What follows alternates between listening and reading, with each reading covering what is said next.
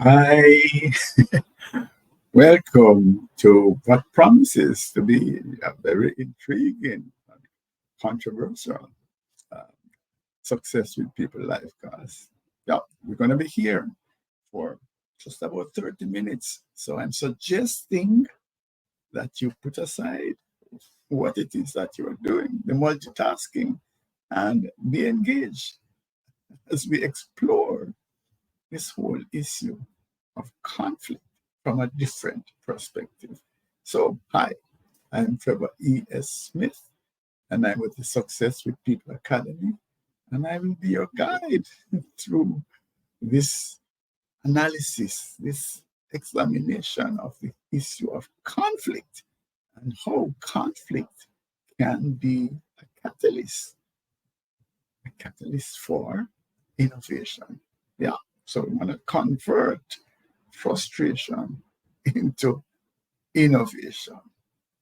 Now, let me tell you, I have been taken to task, you know, for being an advocate of healthy discourse, to feeling that we need to put things on the table and express our opinions in a respectful but seriously in a earnest manner, because failing to do that would actually negate some of the problem solving solutions that might be available. So today we want to look at it from a positive point of view as well, then, not just preventing or solving or resolving conflict, but how could we use this dynamic, this energy that normally is in place where people see things from a different perspective? How could we harness that to produce innovation? That's our task today. As I said, we're not going to be here much longer than 30 to 35 minutes. So please put aside what it is that you're doing and engage with me. So we want to step into this brave new world that I'm suggesting. So here we go. I'm suggesting that we should bring it on, bring it on, bring it on, you know, in this corner. And so let's throw our perspectives into the ring and defend them mightily, but also respectfully. Let us not forget that piece. But when the bell rings and the announcer comes, Judge John Brown scores it, and the referee scores it 98-96 for Trevor Smith, a winner, new champ. Then, friends, we have to accept that verdict and commit to working with it. So let us have this discourse in meetings, and you have your side, and we have our side. And at the end of the day, when the team leader says, okay, this is it, the fight is over, the battle is done. Now it's time to roll up sleeves and move ahead with what it is that has been decided. So, is this a figment of my imagination? No. Google actually has this principle that they call disagree and commit. Exactly what I'm talking about, where you encourage employees, encourage team members to voice their opinions, engage in constructive disagreements, but but once a decision is made, then you put that aside. Yeah, we're not going to be there sulking around.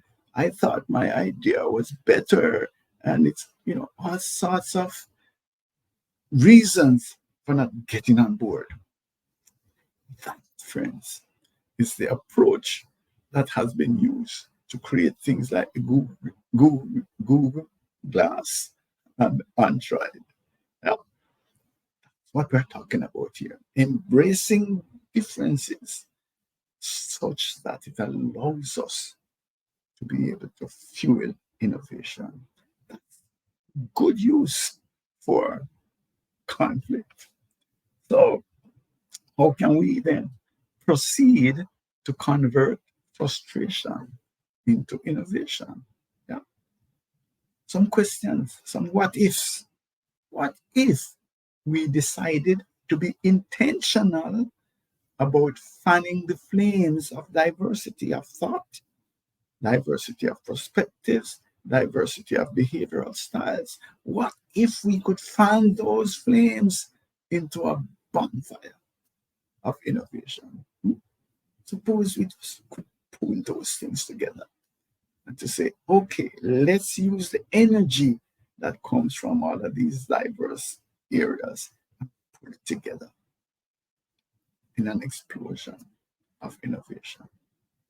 What if we became truly serious about providing psychological safety so that team members could feel really safe to share and to defend their perspectives? One of the challenges that we have is that people feel unsafe, they're not sure that they can express their opinions, especially in a situation where you have dominant leaders.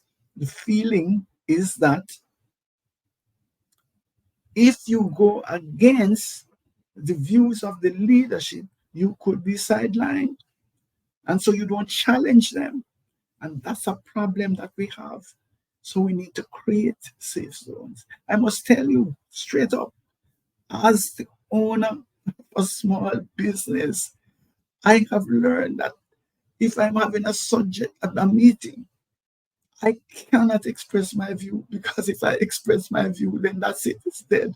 Nobody's going to contend against it, because the feeling is that the owner just wants his view.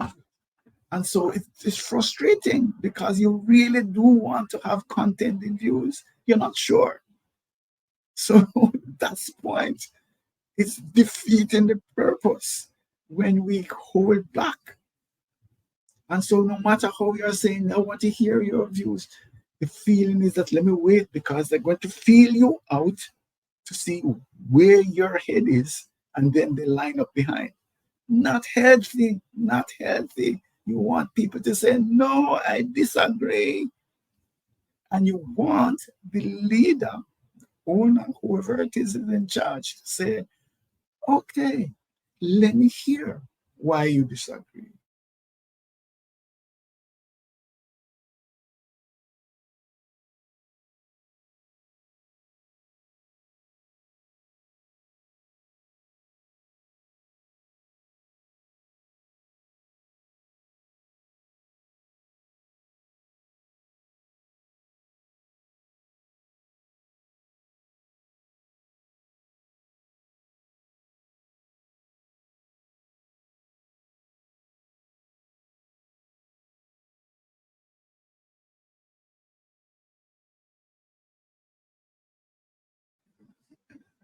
I think I lost connection there. I'm sorry.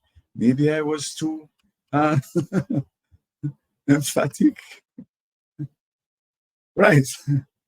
So I'm suggesting then that we open the door to having more meaningful discussion, where people have a sense that their contribution is going to be respected, that their contribution is going to be um, acted upon, and that their contribution is actually valid.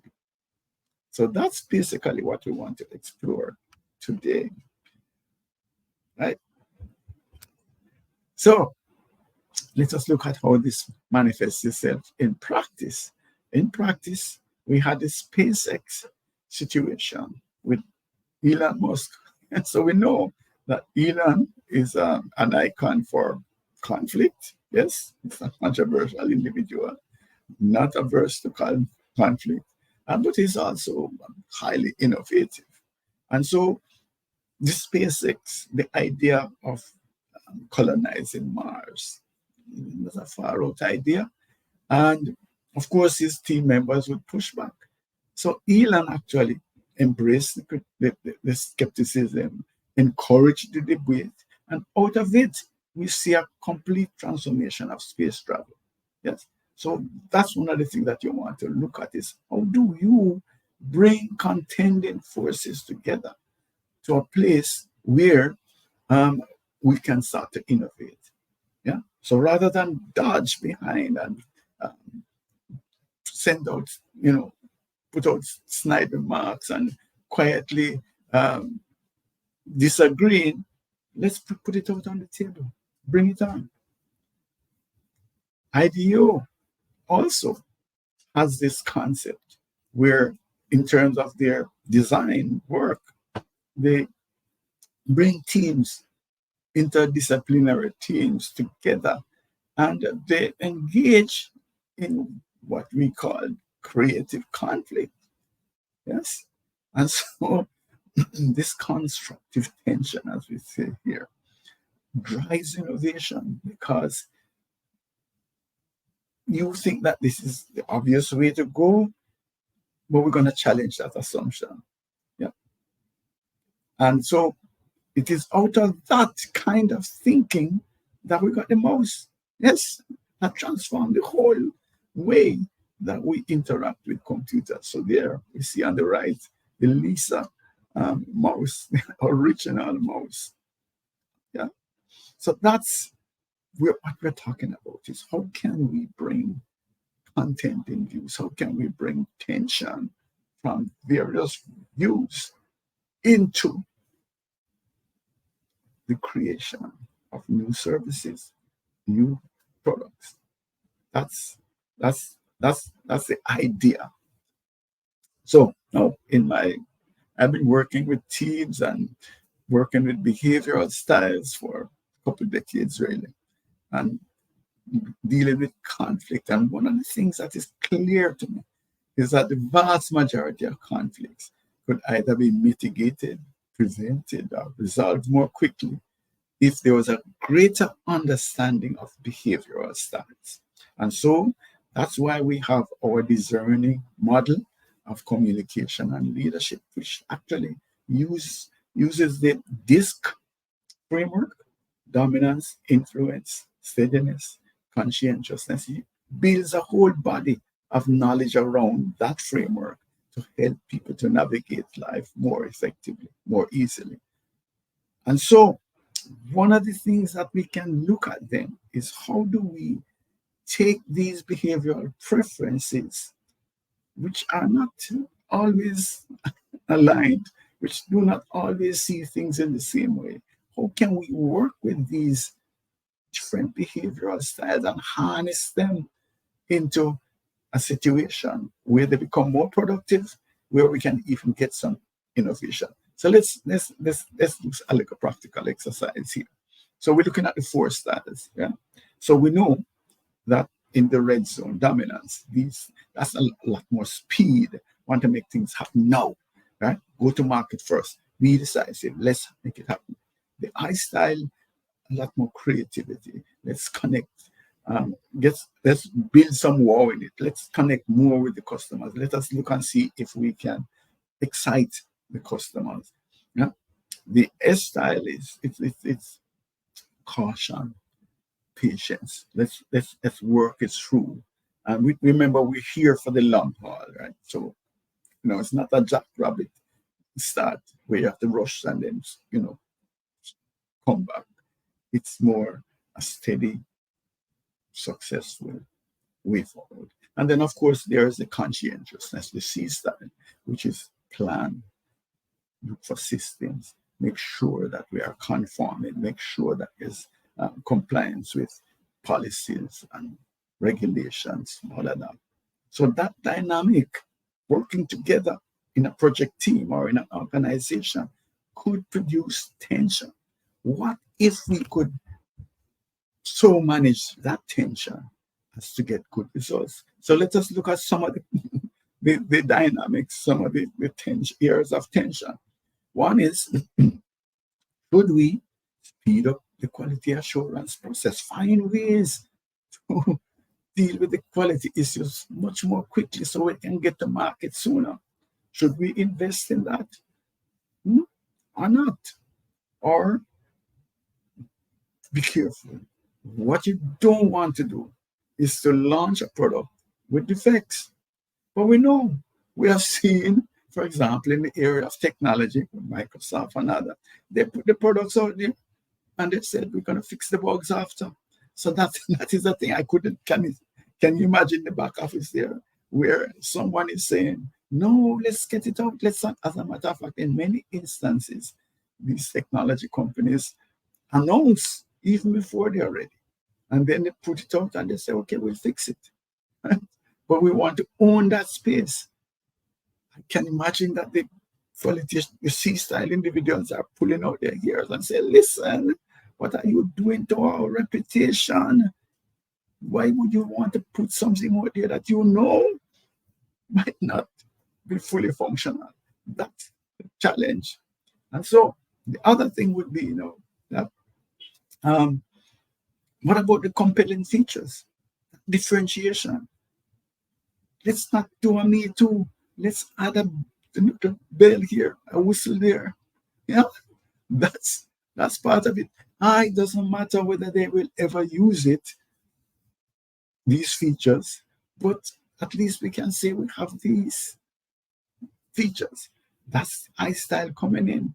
And cost control C style persons are saying, no, let's just go with a core need that our research has indicated is required.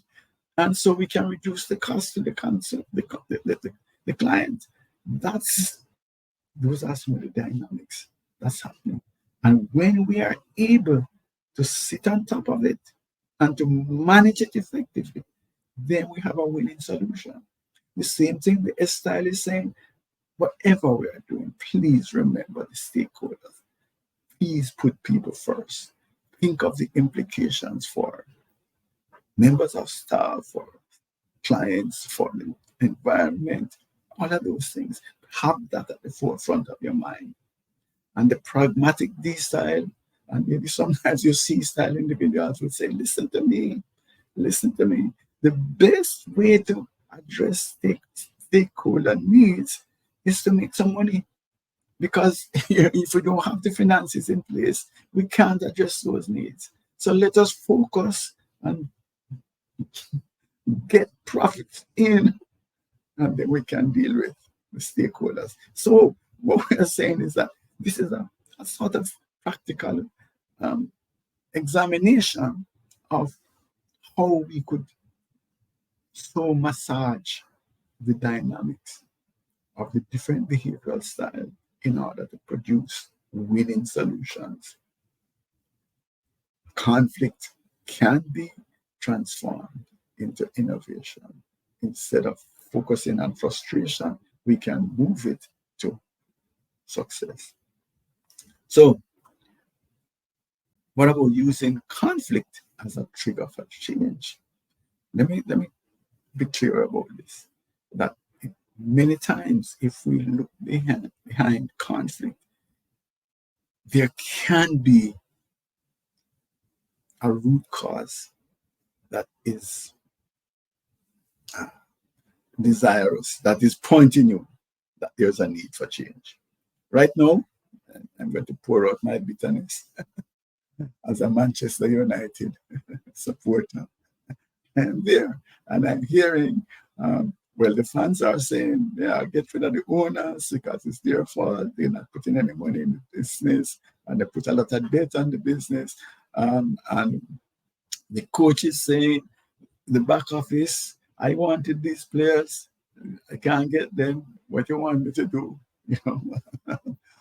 So there's a lot of to and fro and whatever it is.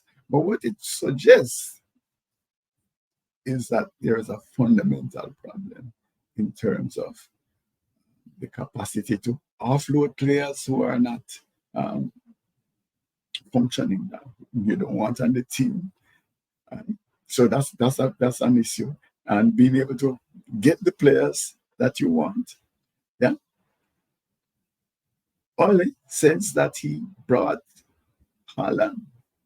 you know, who was a candidate for the Ballon d'Or. I'm sorry if you're not in the football team, but yeah. So this is one of the top players in the world. He brought it to Manchester United years ago, and it didn't happen. And now he's at Manchester City and scoring goals all over the place. What we're saying is that that situation there, if it is going to be resolved, suggest some change. Something has to happen in terms of recruitment and sale of players. It's clear that that the squad that Manchester United has is no comparison to the squad that Manchester City has. And the reverse was the case like a decade, maybe 20, 15 years ago. So what we're saying is that sometimes conflict points to the need for change. And so we can look at it in different areas as to what is the conflict that we're having in our organization. If we're looking at budgets, well, we can look at the government, for example. If we're going to spend more money on crime fighting as against spending that money in the school system so that we're not training people to be crime producers, that's a dynamic. So those are some of the things to say. How do we then go ahead in terms of our budgeting? Should we change the approach that we're taking? Those are some of the ideas. Now, where conflict then could be a basis for examining the need for change. All right. So one of the keys, though, is to value the idea of healthy discourse, value the idea of not covering up disagreements, value the idea of saying, please bring your ideas. I want to hear it. And one of the things that we're talking about here, if I'm using my discerning communication hat, is to especially talk to our style individuals who will have the idea but feel I don't want to rock the boat, or maybe others, have another perspective. Let them go first. I'm saying, no, you guys have a wealth of information. I want to hear it. And so leaders need especially to make sure that they ferret that information out of people who are reticent to share. And part of that is to create a safe zone. Psychological safety is important, but also act on it. So when you pull it out of me and I give you my idea, don't just file it away. I want to see that you actually valued it and you acted upon it. So the key then is to encourage healthy debates. I'm not talking about the cast and unproductive conflict, where people just are throwing stones at each other. I'm talking about encouraging open dialogue, honest discourse, where all opinions are respected and welcome. That's where we're going, and that is what will make a difference. And here's where I think it works, is when the leaders display what it is that they require. So leaders shouldn't terminate discourses that are going down an avenue that they didn't want. So let us go back to my pain point of Manchester United. If you are leading the discourse and you totally disagree, that there is anybody else to blame apart from the coach, and don't terminate the discussion. Then get a chance. Let me put in my view as well. But the temptation is, if the views are not aligned with mine, then you cut the discussion. That's one of the things that we have to stop. So you not only want to ferret out information, but you also want to allow for the views to contend. And even if it shows you up, even if your perspective is not accepted, you still need to do that. Yeah? So promoting an environment in which there is a free flow of information, where people feel comfortable expressing their views. That's the winning formula. And that's where we can actually channel conflict into productive use. Yeah. So what is the bottom line? Conflict doesn't have to be a stumbling block. Yeah. Why don't we use this powerful, this powder king? Well, no, that's probably dangerous. But this energy as a stepping stone to innovation. And so let's embrace differences, man. Let's welcome the diversity of thought, of perspectives, of behavioral styles. Yeah.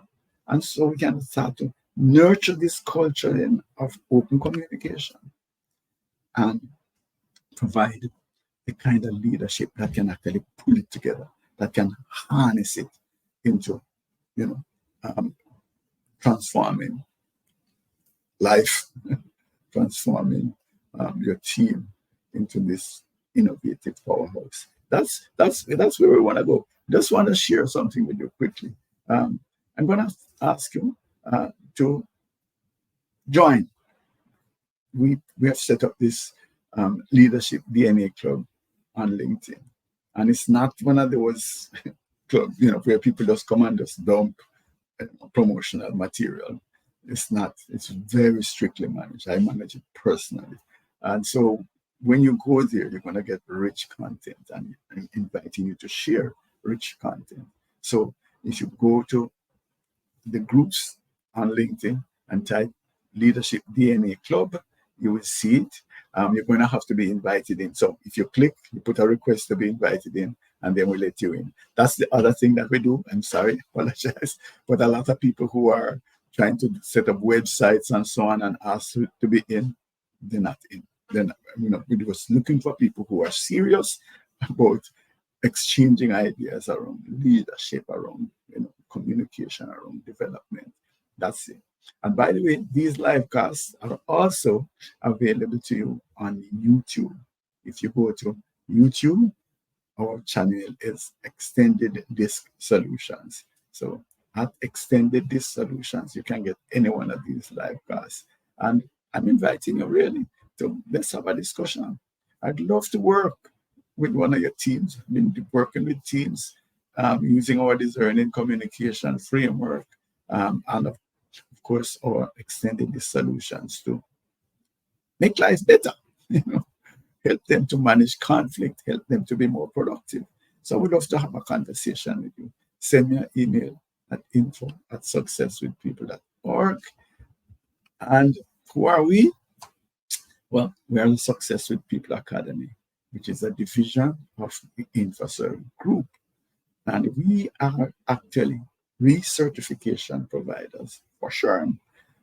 And so when we put out professional development credits, you can use them to recertify your SHRM CP or SHRM SCP certifications. What that really means is that we function at internationally recognized standards. So our quality is of the standard that SHRM is prepared to accept our professional development credits. And so we deploy the model that we spoke about, our discerning communication model of model of communication and leadership. And also we have this conflict prevention framework. It's controversial. Everybody is saying conflict is inevitable. I am saying yes, but some conflicts can be prevented. And if we understand behaviors and if we can look at triggers, we can actually stop situations from getting into conflict. So that's why I want to look at not just saying we have no agency and must go about resolving conflicts. I'm saying let us prevent some of them by being proactive, by looking at triggers. And we also use our granular behavioral DNA assessments to support our work. And these are from Extended Disk on the Revolutionary Things platform. I want to thank you for your time. See, we're really trying to work within the half an hour, just get some information here. But I'm open to further discourse. Please send me an email, info@successwithpeople.org, or we can go directly to the chat on WhatsApp, 876-535-6677. Thank you. See you next week as we have the next Success with People Life class.